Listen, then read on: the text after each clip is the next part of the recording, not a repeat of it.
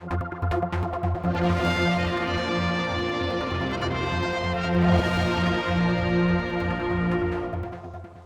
and welcome to our programme, which at the moment is looking back on events, but this one actually doesn't fit the bill because we're going to go forward. I have to hold my hands up. We have a briefing and I can't discuss anything on this one because I have some idea, but not a lot. But the journalists get a briefing. MHKs, of course, get a briefing as well in advance. We don't, obviously. But I've just start this one off. One that Ewan Watson's always been a big thing about is the actual budget. You have to say yay or nay, don't you, to the whole thing. And that's been quite difficult for some people to deal with because some things just aren't good enough. Do you have an opinion now that you're both out this? Or did you have an opinion? I've always voted for the budget. Life becomes impossible if you don't. There are certain opinions. Hang on. Life becomes impossible if you don't. Well, that means change the rules, surely, doesn't it? Life becomes impossible if you don't vote, if Tynwald doesn't vote for the budget because life stops, as occasionally it does in America, where they don't vote for the budget and people sort of. Yeah, but this is the reason. This is the reason for not voting for the whole thing on.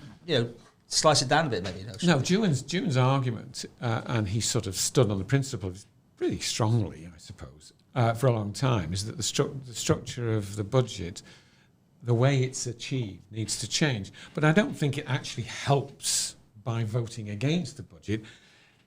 Do everything you possibly can, if that's what you believe should happen, to change the methodology.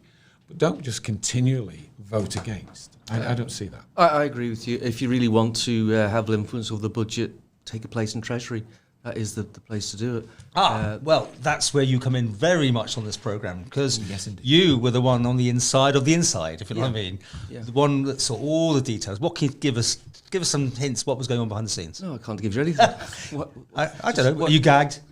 Well, I don't think what you actually do in Treasury over the last 5 years is the place of interest to anybody now. That's not really any detail that you discuss would either come out in the public or not.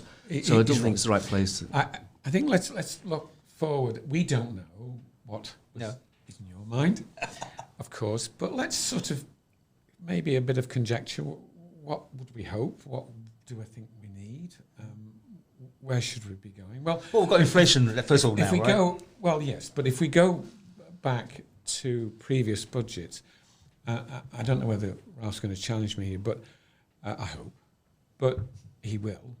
But I hope so. What it is the duty of the Treasury Minister and his team to come out as positively as possible, and for them to do otherwise would be quite wrong. That's a given. Where I'm concerned is, in particular, and I think Ralph will remember, I often raise this about the National Insurance Fund and how it's funded and whatever. But as far as the fund is concerned, the tendency was to say, well, we've balanced, you see. We've balanced the book. In reality, the current recent budgets, and it stretches back to 2008 and the collapse and the loss of the £200 million VAT, that we're struggling all the time to show that we're in balance. And of late, we have, in order to achieve that, we've applied interest on investments to the account. And in fact, that means that we're not actually balancing the operating account. And secondly, we have tended, and certainly rightly in the COVID crisis, use the National Insurance Fund. But what we've got to be very careful of here is not continually using the National Insurance Fund, because that fund represents our children and grandchildren's pensions. And given, with that in mind, given that the public sector pension fund is drying up within the next year or two, I can't remember exactly where it dries up. Reserve account. Yeah, the reserve account. It's going to deliver something in the region of about, and again, I'm not going to be spot on here, but between 40 and 50 million pound cost to the operating account. Now, if you start wrapping all these things in and link them, your point made there, with inflationary pressures now on wages and salaries. It may not necessarily emerge in this budget, but it's going to be one of the big challenges for the government. But bearing in mind on our previous subject is, where do we find the funds to... If inflation's running at 6%, everyone's going to be looking for 6%, aren't they? That's not going to be possible. But I think, again, and Ralph will bear it out, I've made this point now since 2016, every budget debate, and I've said, look out, watch for the upcoming inflation in wages, because once the UK decided to vote to leave the EU, there was an inevitability that lower incomes would come under intense pressure, or rather employment at that level, and that's exactly what's happened, and that will sort of resonate right through the whole system. I think it was right that there should be this adjustment, because I think we lived for so long in a very, very low inflationary environment where employment costs were kept lower than one might have imagined would be the case. Imports were cheap. The whole world has changed now massively. And so I think the last government and the one before, and maybe the one before that, missed the opportunity to redefine government as a much more efficient and productive organisation. And it hasn't. It grows remorselessly. Well, that's a shocker, isn't it? In the numbers that have gone up. I mean, the numbers of people working for the government. I know it's not directly down to the budget, but I thought this whole idea was we were putting numbers down, and numbers have gone up and up. Well, Ralph, certainly our idea. I was very happy to support Chris on this smaller, smarter government, and you, I believe, quite right in that area, and I think people do understand and want that. But then it's back to the culture of trying to have a government that actually believes in itself and believes in the things it should do, rather than getting involved in things it wants to do. And those things it wants to do, well, for very nice, for instance, perhaps leisure, for instance, why is the government involved in leisure? Because it's something that we all like to do, and so lots of people like to get involved in things like this. They like to get involved in historic trams. It's a very nice thing to do. It's a lovely thing to do. But cinemas. Why? There's quite a lot of zoos. Absolutely. So why are we doing that? Why do we feel as though we need to do that? I think, this is now just my observation over my lifetime, we had a very lopsided economy where it was all around tourism, very quiet in the winter work schemes. There was that need to look for the government to see me through the winter. I believe that's where it's come from, and I think we've got a hangover from that now. And I wish we would start trusting the private sector more. There's one thing I wish I would have done in there, was to really bring some trust in to government of the private sector. I've used the same word in a completely different environment. Yeah. So I think if we can do that and work together on things, and you could start with leisure, why not start with leisure? And actually separate that out, but have a shared goal. Have a shared goal that we actually want to have healthy, happy people. I agree with you, but can I answer the question as to why it hasn't actually happened? And that is that there's an inherent desire within the departments of government, the operating departments, the divisions within the departments, to, as it were, own and control, because it protects that particular job. And we're stuck in this trough now, and simply can't get out of it. The things that you've been talking about there, about moving away from, as it were, governmental control, we've been talking about my entire life in tourism, going back to so far back I don't want to discuss it, but actually the government mindset has remained throughout that exactly the same, that somehow it has got to be the organisation running things. And some of us who've long believed that government needs to give up on these issues and push them out, we sort of have ended up in despair. I mean, there was the move, wasn't there, the good move to create the agencies. Yes. Within Department for Enterprise. But those agencies have sort of somehow remained stuck inside the Department for Enterprise, and there they remain. And therefore, they're influenced, still significantly influenced by bureaucratic interest rather than market-targeted work. You're absolutely right. It was the shame was with the agencies is that we didn't trust them enough, so we actually left the department behind them. That's the third time we've used the word trust. So, You haven't said silos. Yeah, anyway, that's one thing. well, that's coming. That is I always say that. Oh, I'm sorry. Yeah. So, it's about how you can actually have that want to work together, and I think if we could do that, release that, and you're absolutely right about having that division. It's a tough ask, isn't it, to say, you know what, close your division down. But I believe what we saw in Treasury was an openness now in the COVID time. There were some big decisions to make that, and I do think generally a lot of it was right. But there was then, as we're coming out of it, to actually get people re-engaged and re-skilled and back into work, because there was all that fear around there wouldn't be enough jobs. But we are then able to actually get the private sector to come in and to offer their skills about retraining and finding people new jobs. So that was the start, I believe, of then outsourcing certain skills that can't keep growing inside government to do everything. If we do that, we've got no tax income. You see, taking Ralph's point a step further, I think, there's no dynamic in government to slim down. And this is an argument I've used many times, but where money, and I've used it in budget debates, where money needs to be spent is on the frontline services, whether the teachers, nurses, whatever. And they are now beginning to go under real strain. And with the inflationary wage issue, it is going to grow and grow as a problem.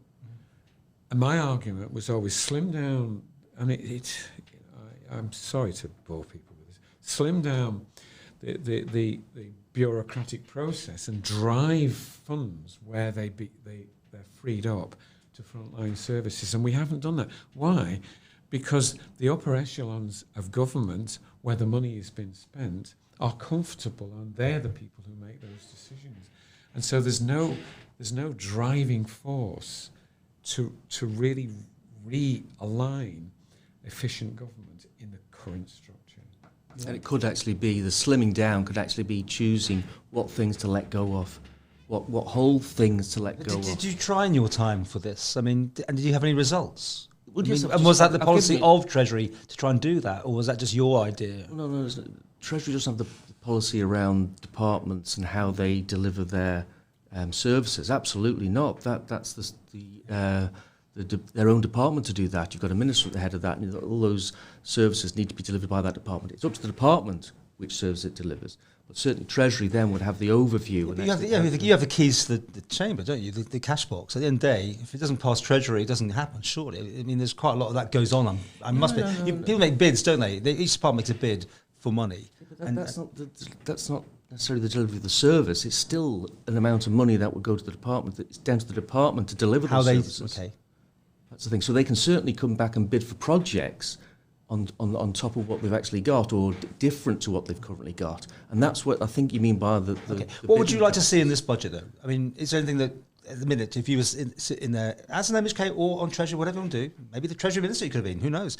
Is there anything that you would particularly be, post-COVID as well, I suppose, taking that into account? Yeah, it's the investment in our new careers going forward. And I think putting the young first, investing in their careers. How'd you do that? Is by actually listening to what they would like to do, get their interests. So rather than actually telling them what they should be doing, it's actually finding out what they want to do, because they're quite clued up on what they actually want to do.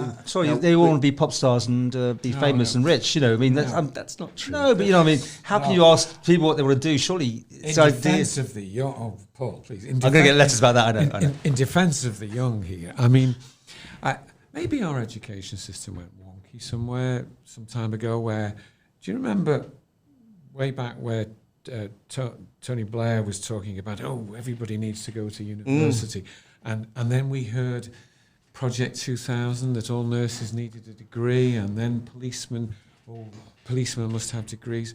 I think we completely lost the plot there, and I think education has become too orientated to the simple academic outcome, and following Ralph's point, here.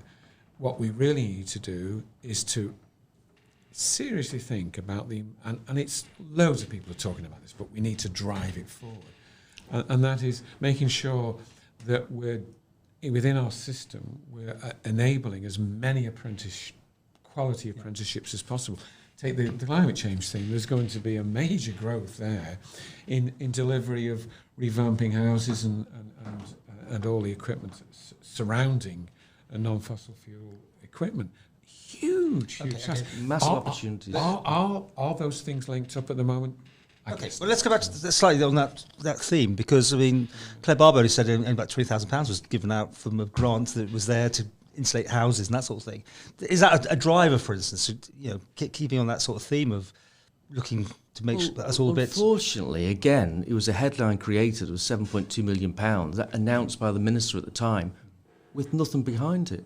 We were trying to actually get people ready to be trained, to train, and then people ready to be trained.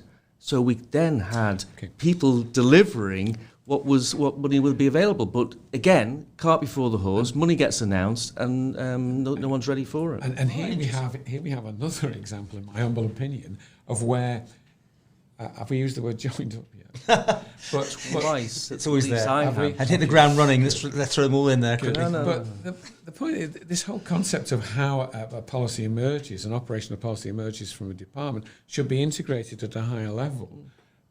You don't want independent departments going to government to Treasury, I beg your pardon, with its budgetary claim, unless it fulfills, as it were, the broader strategy. And I don't think that process is happening even in a remote sense. We're still determined to get a result from a departmental silo. There you go, I've said it. Finally got in. There you go. So a budget, if you're doing it, would be a positive one. Spend, not quite that much, but still kind of consolidating. Because obviously, I don't know how the Treasury money bounced back quite well, didn't it? The actual investments. Well, hang on a second. Right. It's funded. The gap was funded by non-operational income, and therefore operationally we didn't balance our books, and we've got other costs coming in. I think it's absolutely essential, as the Isle of Man tries to face the future, that government once and for all comes to terms with itself, starts to outsource the things it doesn't need to do, streamlines the organisations and get its strategic thinking. What Ralph was saying. Exactly. Running all these things that maybe the government shouldn't be meddling in. Yeah. So until you actually do that, it's going to be almost impossible to change. All right, well, thank you. Done? Yeah. And thank you very Tuesday, the budget will be released, and you can find out what, of course, the new Minister, Mr. Ashford, has got coming. It'll be all done and dusted about, it's first thing up, isn't it? 10 o'clock it'll be on Tuesday, first thing. That's right. And we've got interviews in the can. We can run those from 11:30 sort of thing, or when he sits down. But thank you anyway for joining us. Thank you for the invitation. It's been a pleasure. What do you think to format? It's fluid. Next week, I think obviously we need to look back at what the budget said and bring some people in to give us their... And if you want to be involved or got questions or anything, please do get in touch on the YouTube channel. And thanks for watching.